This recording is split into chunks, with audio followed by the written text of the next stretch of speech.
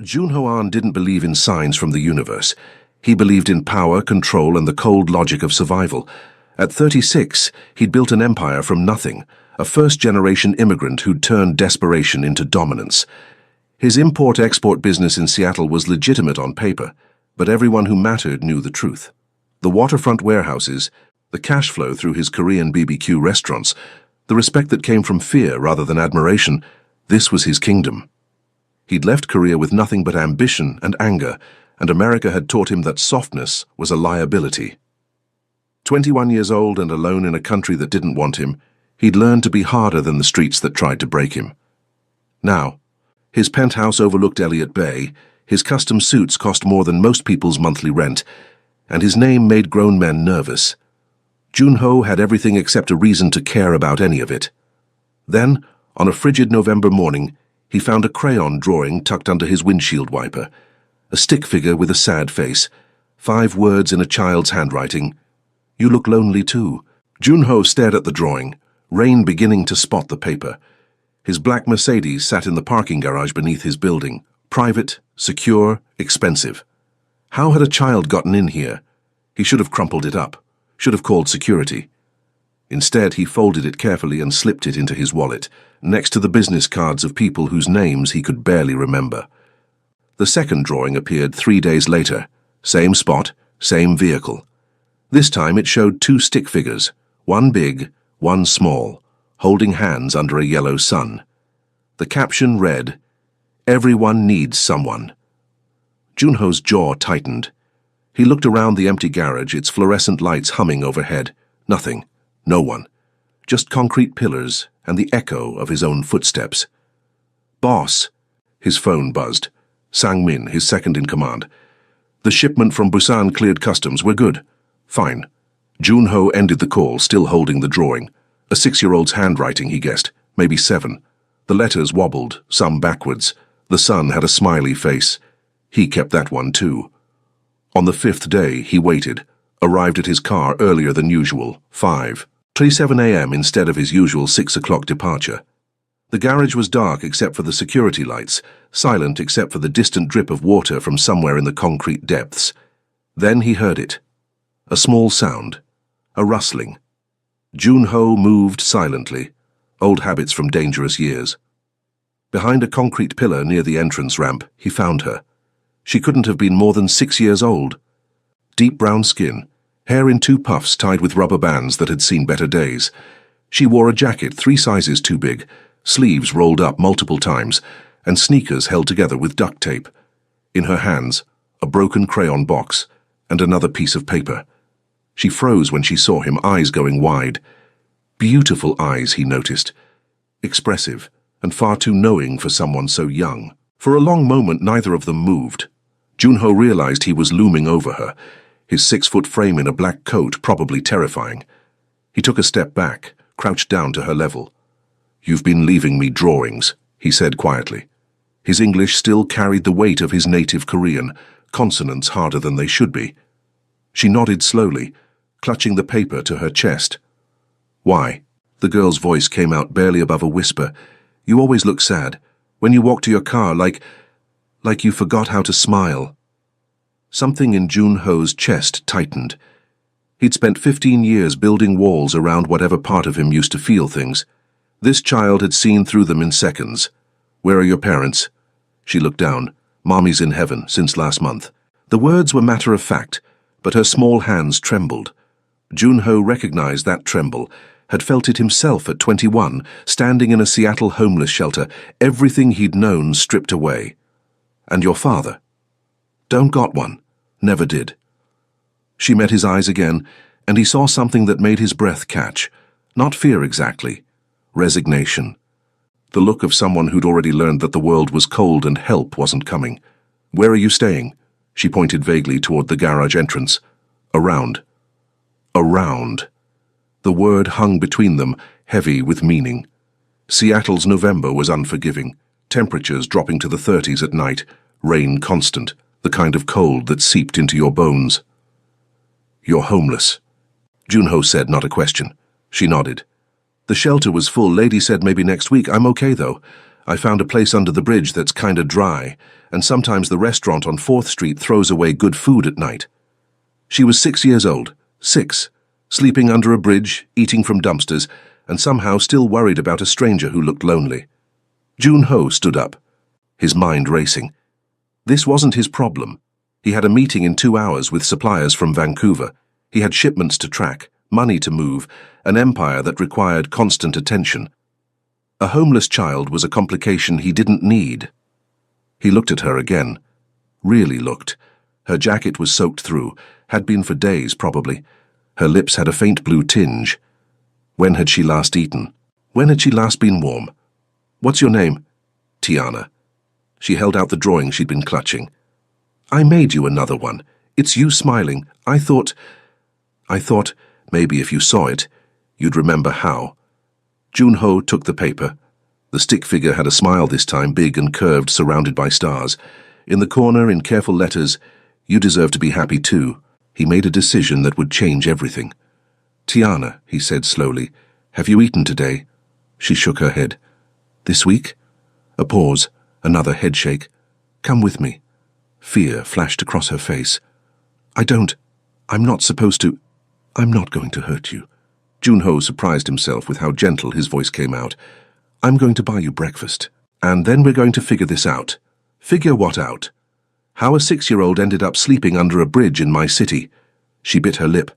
I'm not 6, I'm almost 7. Birthday's in January. Almost 7, he repeated. Even worse. Jun-ho held out his hand. Tiana stared at it for a long moment, clearly weighing her options. Trust a stranger, or go back to the cold bridge. Finally, her small hand slipped into his. Her fingers were ice cold. As they walked toward the garage exit, Jun-ho caught their reflection in a car window. A Korean man in a $3,000 coat and a tiny black girl in rags, hand in hand. His organization would think he'd lost his mind. His enemies would see it as weakness. He didn't care. Mr. Tiana looked up at him. I don't know your name. Jun-ho, he said, but you can call me. He paused. What did children call adults? You can call me Mr. An. Okay, Mr. An. She squeezed his hand slightly. Thank you for not being mean. That sentence, thank you for not being mean, told him everything about what her short life had been like. The baseline wasn't kindness, it was the absence of cruelty. As they stepped out into the gray Seattle morning, rain immediately soaking into their clothes, Jun-ho felt something he hadn't experienced in 15 years. Purpose. The IHOP on Pike Street had seen better days, but it was warm, and the waitress didn't bat an eye when Jun-ho walked in with a clearly homeless child. Seattle had taught him that small mercies existed in unexpected places. Order whatever you want, he told Tiana, sliding into a booth. She stared at the menu like it was written in a foreign language. Her hands left small wet marks on the laminated pages. I don't know. Her voice was small. What's not too expensive? Jun-ho felt that tightness in his chest again. Money isn't a concern. What do you like? I like. She bit her lip, thinking hard. I like pancakes. Mommy used to make them on Saturdays with bananas. Then you'll have pancakes with bananas. He caught the waitress's attention. Chocolate chip pancakes, extra bananas, extra whipped cream, orange juice, and scrambled eggs, bacon, hash browns. He glanced at Tiana. She'll have all of it. When the food arrived, plates overflowing, Tiana's eyes went enormous. She looked at Jun-ho, then at the food, then back at him. It's okay, he said quietly. Eat.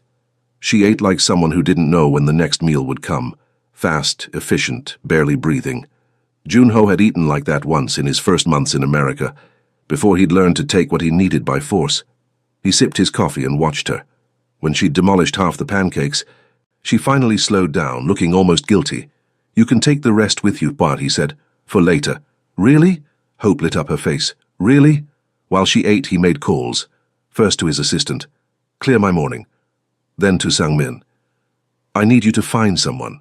Child services caseworker. Someone who actually gives a damn. I'll explain later. Sang-min's confusion was audible. Boss, are you... Just do it. Across from him, Tiana had syrup on her chin and something like peace in her expression. When had she last felt safe enough to simply eat? "Tiana," Junho said carefully, "tell me about your mother." The light dimmed in her eyes. She was sick, real sick. The medicine cost too much. We had an apartment, but then we didn't. She tried really hard, worked 2 jobs, but she kept getting sicker. Tiana's voice dropped. She didn't wake up one morning.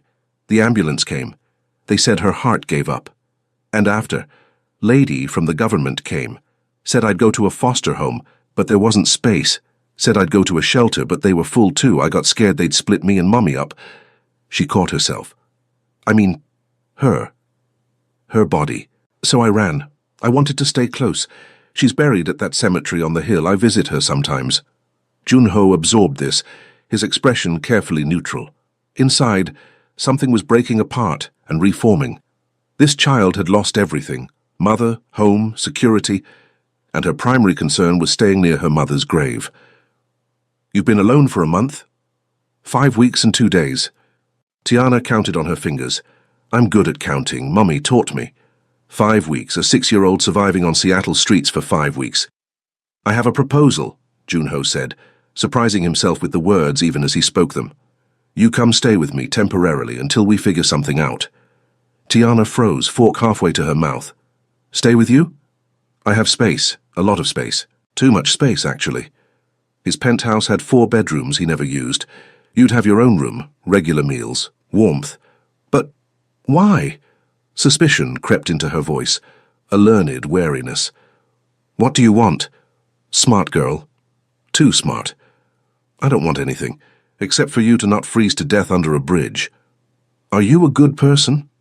The question was direct, serious. Junho almost laughed. No one had asked him that in years. The answer was complicated. "I'm not a bad person, not to children, not to people who don't deserve it." "That's not really an answer." "No," he agreed. "It's not. But it's honest." Tiana studied him with those 2 wise eyes. Finally, "Okay, but just until the shelter has space. I don't want to be a bother." "You're not a bother. People always say that. But kids are always bothers eventually." That's what the foster lady said. The foster lady was wrong, Junho thought, but he didn't say it. Words meant nothing. Actions did. They left IHOP with a takeout box of pancakes and an unlikely agreement. In the parking lot, Junho made another call. "Jiwon, I need a favor." Jiwon Kim had been his friend since those first brutal years in Seattle. Now she ran a successful pediatric clinic in Koreatown. "Anything, Junho. What's wrong?" "I need a child checked out, medically. She's been living rough. About 6 years old. I don't know when she last saw a doctor." A pause. "You have a child?" "It's complicated. Bring her by this afternoon. I'll clear my schedule." The clinic visit revealed what Junho had suspected: malnutrition, mild dehydration, early stages of a respiratory infection. Nothing life-threatening, but evidence of a body slowly breaking down from neglect. "She needs antibiotics, regular meals, and warmth," Jiwon said quietly outside the exam room. "Also, Junho, what are you doing?" "I don't know yet." "You can't just take in a random child. There are laws, systems." "I know." "Do you?" Jiwon's expression was concerned. "This isn't like your business. You can't just decide something and make it happen through force of will. Watch me." Back in the exam room, Tiana sat on the paper-covered table, swinging her legs. Jiwon had given her a lollipop and a small stuffed bear. She clutched both like treasures. "Dr. Kim says you're going to be okay," Junho told her. "We just need to make sure you eat well and take some medicine. Will it taste bad?" "Probably." "That's honest." Tiana smiled slightly. "I like that you don't lie. Lying is for people who are afraid of the truth. Are you ever afraid?" The question caught him off guard. "Sometimes. Everyone is sometimes." "What are you afraid of?" Junho looked at this tiny person who'd somehow burrowed under his defenses in a matter of hours. "Right now. Failing you." Tiana's smile grew wider. "You won't. You bought me pancakes." As if pancakes were the measure of a man's character. Maybe to a 6-year-old who'd been starving they were. The first night, Tiana didn't sleep. Junho's penthouse was all glass and steel, modern furniture and empty spaces. The guest bedroom he'd prepared had a bed bigger than any she'd probably ever slept in, fresh sheets, and a view of Elliott Bay that cost more per square foot than most people's cars. She stood in the doorway, small and uncertain. "You don't like it," Junho observed. "It's really nice. Too nice. I'm scared I'll mess it up." "It's a room, Tiana. You can't mess it up." "I messed up lots of things before." Her voice was barely audible. "That's what the caseworker said. Too many problems." Junho crouched down to her level, something he found himself doing often now. "The caseworker was wrong. You're not a problem. You're a person. A small person who's had very bad luck." "Do you really believe that?" "Yes." She studied his face, looking for lies. Finding none, she nodded slowly. "I used to sleep with Mommy," she admitted, "when it got cold. We'd share blankets and she'd tell me stories about when she was little in Mississippi.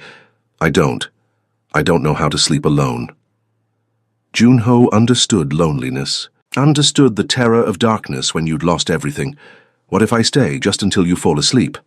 Relief flooded her features. "Really? Really?" He sat in the chair by the window while she climbed into bed, still wearing the new pajamas he'd bought during an awkward shopping trip, pink with stars. She'd chosen them herself after he'd insisted she could pick anything. "Mr. An," her voice came from the nest of blankets. "Yes? Why are you being nice to me?" The question again. He'd been asking himself the same thing. "I saw a girl who needed help. I'm helping. But people don't just help, not for nothing. Some people do. But you're not like them, I can tell. You're—" She struggled for words. "You're scary, but not to me.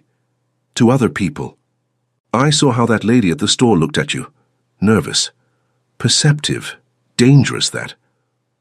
I'm a businessman. Some people find me intimidating." "What kind of business?"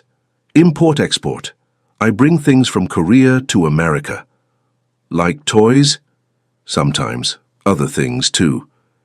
She was quiet for a moment. Then, "My mommy said there are different kinds of strong. Some people are strong by being mean. Some people are strong by being kind even when it's hard. Which one are you?" Junho had no answer. He'd been the first kind for so long, he'd forgotten the second kind existed. "I don't know," he said honestly. "I'm figuring it out." "Me too." Tiana yawned. "Will you still be here when I wake up?" "Yes." "Promise." "I promise." She fell asleep within minutes, exhaustion claiming her. Junho stayed in the chair, watching her small chest rise and fall. 15 years since he'd cared about another person's well-being. 15 years of cold pragmatism and calculated moves. One drawing on a windshield had undone all of it. His phone buzzed. Sang-min. "Found a caseworker, Sarah Chen. Reputation for actually caring. Want me to set up a meeting?" "Yes, tomorrow." "Boss, what are you doing?" "Something different." The days developed a rhythm. Mornings. Tiana would wake up and pad into the kitchen where Junho was already awake, drinking coffee and reading reports on his tablet. She'd climb into a chair too big for her and wait patiently for him to notice. He'd make her breakfast, scrambled eggs, toast, fruit, simple things. He'd learned to cook for himself years ago, preferring not to rely on others. Now he cooked for two. "What are you reading?" she'd ask. "Boring business things." "Can I learn?" "When you're older." "How much older?" "Very much older." She'd wrinkle her nose. That's not a real answer. "No," he'd agree. "It's not." Sarah Chen visited on the 4th day. A woman in her 50s with kind eyes and a briefcase full of forms. She sat across from Junho in his living room, while Tiana colored at the kitchen table, deliberately out of earshot. "Mr. An," Sarah began carefully, "I understand you've taken in Tiana Williams." "Yes." "That's complicated.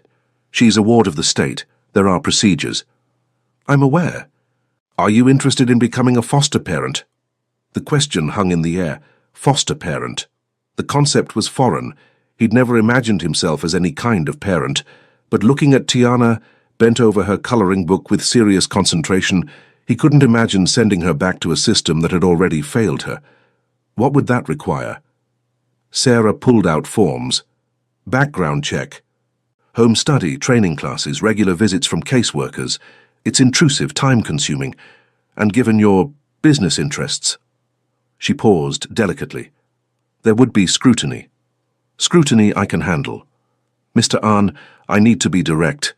I've heard things about you. Your name comes with certain associations. The state won't place a child with someone involved in illegal activities. Junho met her eyes steadily. My businesses are legitimate.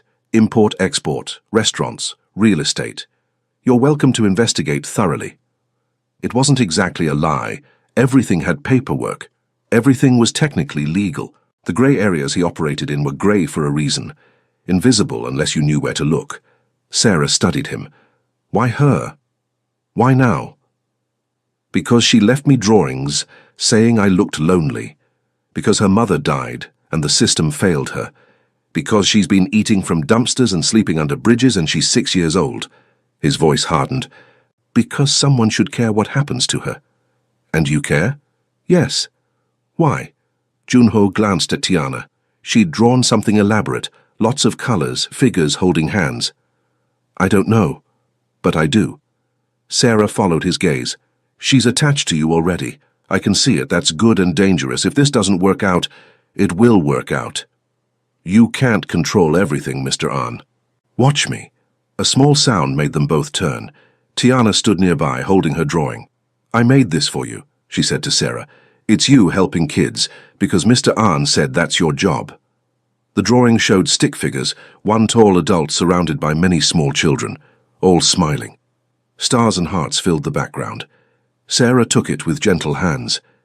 Thank you, sweetheart. It's beautiful. You're going to let me stay with Mr. Ahn, right? Tiana's voice was hopeful but braced for disappointment.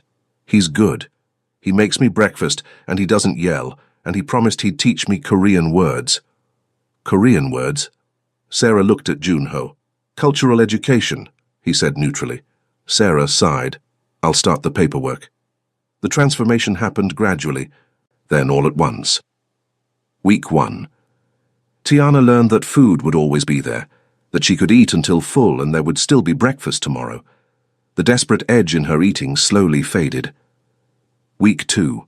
She started leaving drawings around the penthouse, on the refrigerator, on Junho's desk, taped to the bathroom mirror, stick figures with increasingly elaborate scenarios, picnics, adventures, always the two of them together.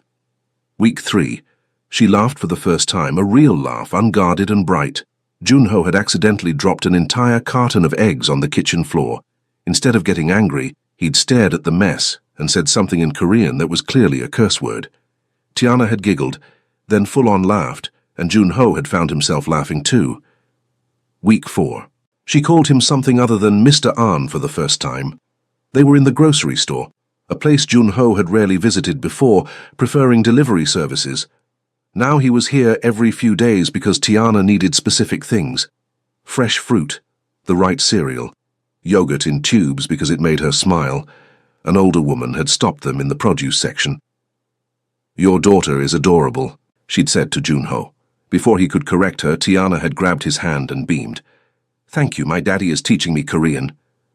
The woman had smiled and moved on.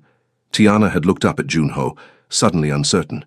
Is that okay? That I said that? Junho's throat felt tight. Yes, it's okay. I know you're not really my daddy. Sometimes I pretend. He crouched down right there in the produce aisle, apples and oranges surrounding them. Tiana, family isn't just about blood. It's about who shows up, who stays. Are you gonna stay? Yes. Forever? Forever. Her smile could have lit up the entire store. Then I'm gonna call you Daddy, if that's okay. That's okay. That night, Junho made a decision. He called his attorney, a man who specialized in making impossible things possible. I want to adopt her. Full legal adoption. What do I need to do? The process was bureaucratic and invasive. Home studies where strangers walked through his penthouse making notes. Background checks that came back clean enough. His lawyers had ensured his legal business held up under scrutiny. Character references from people like Jiwon and his restaurant managers. The hardest part was the questions. Why do you want to be a father? The social worker asked during one particularly grueling interview. Because there's a little girl who needs one. Because she saw something in me that I'd forgotten was there. Because when she calls me Daddy, I want it to be real. You're a single man with demanding business interests. Fatherhood is a significant commitment. I'm aware. Are you prepared to put her needs above your own, to sacrifice your lifestyle? Jun-ho thought about his old life. The late nights, the calculated violence, the emptiness that money and power couldn't fill. My lifestyle needed sacrificing anyway. During this time, Tiana was flourishing. She'd started attending a private elementary school near the penthouse. Jun-ho had enrolled her with a generous donation that ensured no questions were asked about her unusual circumstances. Her teacher reported that she was bright, curious, and eager to learn. Behind in some areas due to missed schooling, but catching up fast. At home, their routines solidified. Mornings, breakfast together, then school. Afternoons, homework at the kitchen table while Jun-ho worked on his laptop nearby. Evenings, dinner, sometimes Korean food that he'd teach her to eat with chopsticks, sometimes soul food that she'd teach him to appreciate, then reading together before bed. The reading had been Tiana's idea. "Mommy used to read to me." "Can you?" Jun-ho had never read children's books. He stumbled through them awkwardly at first, his accent making some words come out strange. Tiana would correct him gently, patiently. "It's through, Daddy, not true." "Through," he'd repeat, focusing on the th sound that English demanded. Better. She taught him about her heritage too, explained why her hair needed special care, oils and gentle handling, showed him the YouTube videos her mother had used. Jun-ho learned to help her with her puffs, his large hands surprisingly gentle as he worked. "You're getting good at this," Tiana said one morning as he finished her hair. "I have a good teacher. Mommy would like you. She always said the best people are the ones who try hard even when things are difficult. Your mommy was a wise woman." "Yeah, she was." Tiana's voice went quiet. "I miss her." "I know, that's okay. You're allowed to miss her." "Do you miss anyone?" The question caught him off guard. "Yes, my mother, my sister. They're in Korea. I haven't seen them in many years." "Why not? It's complicated. That's what adults say when they don't want to explain." "You're right." Jun-ho set down the hair tie. "I left Korea because I was ashamed. I'd failed at everything I'd tried. Coming to America was supposed to be a new start, but I was so angry for so long that I never went back. Now I don't know if I can." "Maybe now you can, because you're not angry anymore. You're happy. I can tell." Was he happy?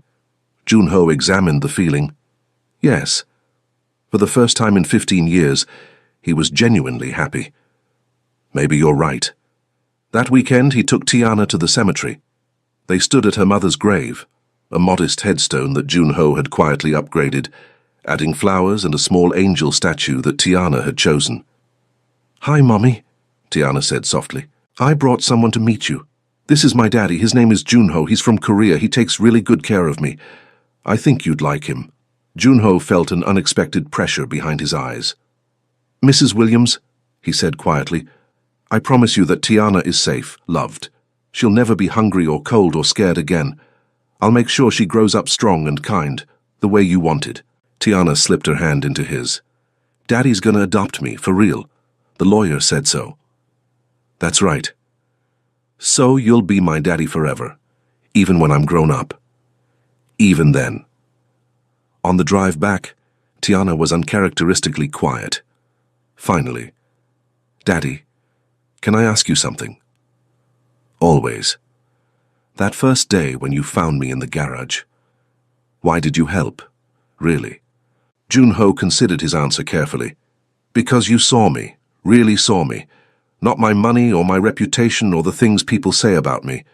You saw a lonely person and tried to make him feel less alone. No one had done that in a very long time. So I helped you too? Yes, you saved me, Tiana. I just didn't know I needed saving." The adoption hearing was scheduled for a grey January morning, Tiana's 7th birthday. Jun-ho had wanted to wait, to do something special for her birthday separately, but Tiana had insisted, "It's the best present ever, being your daughter for real." They dressed carefully, Jun-ho in a suit, though he'd left the top button undone and skipped the tie. Tiana said ties made him look too serious. Tiana in a new dress she'd picked herself, purple with sparkles, her hair done in the elaborate style that had taken Jun-ho 3 YouTube tutorials to master. In the courthouse, Sarah Chen met them with encouraging smiles. "The judge is fair. I've explained your situation. Everything should go smoothly. And if it doesn't? Junho's voice was calm, but his hand tightened on Tiana's. It will. You've done everything right. The home studies were excellent. Tiana's thriving. Her school reports are glowing. You have character references from doctors, teachers, business partners. There's no reason to deny this. Still, Junho felt tension he usually only experienced during dangerous business negotiations. This mattered more. Everything that mattered was in this courthouse. The hearing itself was surprisingly brief.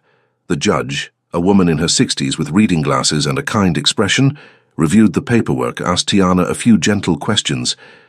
"Do you want Mr. Ahn to be your father?" "Yes." Tiana's voice rang out clearly. "More than anything. And why is that?" "Because he keeps his promises, and he makes me feel safe, and he learned how to do my hair even though it's really hard, and he reads to me every night, and he says it's okay that I still miss my mummy, and he's teaching me Korean words, and he loves me, I can tell." The judge looked at Junho. "Mr. Ahn, do you understand that adoption is permanent? That you're accepting full responsibility for this child's welfare, education, and future? Yes, Your Honor.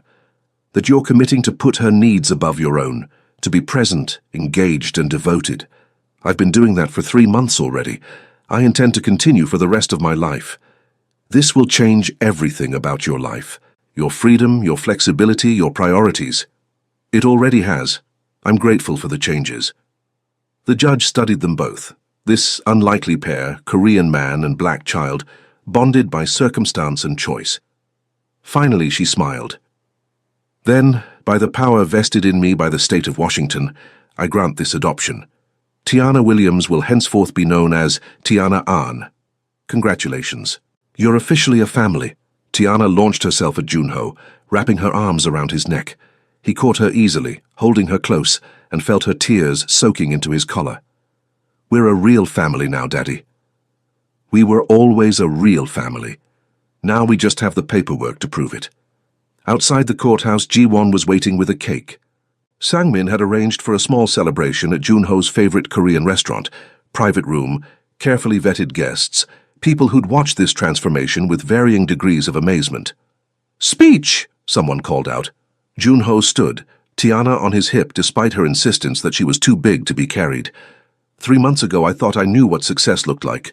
Money, power, respect through fear. Then a 6-year-old left a drawing on my windshield that said I looked lonely. She was right. I'd spent 15 years building walls, and she walked right through them with crayons and honesty. He looked at Tiana. "You taught me that strength isn't about being hard. It's about being brave enough to care. Thank you for choosing me. I promise to spend every day earning that choice." Tiana hugged him tighter. "You already earned it, Daddy." The celebration continued, Korean food mixing with birthday cake, laughter filling the private room. Junho watched Tiana charm his associates, her natural warmth melting even the hardest hearts in his organization. Later, at home, after the cake and presents and excitement, Tiana grew quiet. They sat together on the couch, the Seattle skyline glittering beyond the windows. "What are you thinking about?" Junho asked. "I was thinking about my other daddy, the one I never met." "What about him?" "I used to be sad that he wasn't around, but now I think maybe it happened that way so you could be my daddy instead. Is that wrong?" "No, that's not wrong. That's finding meaning in difficult things. Your mother would be proud of how you think. Do you think she knows? About you? About us? If she can see us, then yes. I think she knows you're safe and loved. I think she'd be grateful." Tiana nodded slowly. "I think so too." She pulled something from her pocket, a folded piece of paper, worn soft from handling. "This is the first drawing. The one I left on your car. You kept it, right?" Junho pulled out his wallet, opened it. The drawing was still there, tucked behind his driver's license. Faded now, one corner torn, but carefully preserved. "I'll always keep it," he said. "It's the most important thing I own." "Why?" "Because it's the moment everything changed, the moment I started becoming someone worth being." Tiana took his hand. "You were always worth being. You just needed someone to show you." 7 years old, and wiser than most adults he'd known. That night, after Tiana fell asleep, Junho sat at his desk and made a call he'd been avoiding for 15 years. The time difference meant it was afternoon in Seoul. Yomioni? His voice cracked slightly. It's Junho. His mother's gasp echoed across the ocean. Adil, my son. After so long. I know. I'm sorry. I was. Lost. Angry. Ashamed. And now? Now I'm found. Yomioni, I have a daughter. I adopted her. Her name is Tiana. She's 7 years old, and she's the best thing that's ever happened to me. I want you to meet her. I want to come home if you'll have me. His mother's tears were audible. We never stopped waiting. Come home, Adil. Bring our granddaughter. Let us be family again. After the call, Junho sat in the darkness, processing. 15 years of separation, healed by a child's love. Everything he'd run from, everything he'd built, everything he'd become. All of it had led to finding Tiana in a parking garage, leaving him drawings about loneliness. He pulled out his phone and looked at his favorite photo. Tiana on adoption day, holding her official certificate, grinning so wide her joy was contagious. His daughter, his family, his redemption. The Korean mafia boss who'd believed in nothing but power had learned the greatest power was love. The elementary school auditorium buzzed with parents and excitement. Tiana's second-grade class was performing their winter concert, and Junho sat in the front row, phone ready to record. Ji-won sat beside him, smiling. Never thought I'd see the day. Junho An, at a school concert. Things change, he said simply. They certainly do. How's the business? Good. Different. I've been restructuring, focusing on legitimate operations. Tiana deserves a father who doesn't have to look over his shoulder. That's a big change. She's worth it. The lights dimmed. Children filed onto stage in their holiday outfits. Tiana spotted Junho immediately and waved enthusiastically, momentarily forgetting she was supposed to be professional. He waved back, not caring who saw. She sang with everything she had, slightly off-key but full of joy. Her hair was done in 2 puffs with red ribbons, her dress new and carefully chosen, healthy, happy, thriving. After the concert, she ran to him. Did you see me? Did you record it? Every second. Can we send it to Halmioni? She'd been learning Korean, practicing with his mother via video calls. The visit to Seoul had gone better than Junho had dared hope. His family falling in love with Tiana instantly, embracing her as their own. Already sending it. They walked to the car hand in hand, Tiana chattering about the concert, her friends, her upcoming science project. Junho listened to every word, storing away these moments like treasures. In his wallet, the original drawing remained, faded and worn, a reminder of the day a homeless girl had seen a lonely man and decided to care. She'd written that he looked lonely. She'd been right, and then she'd fixed it.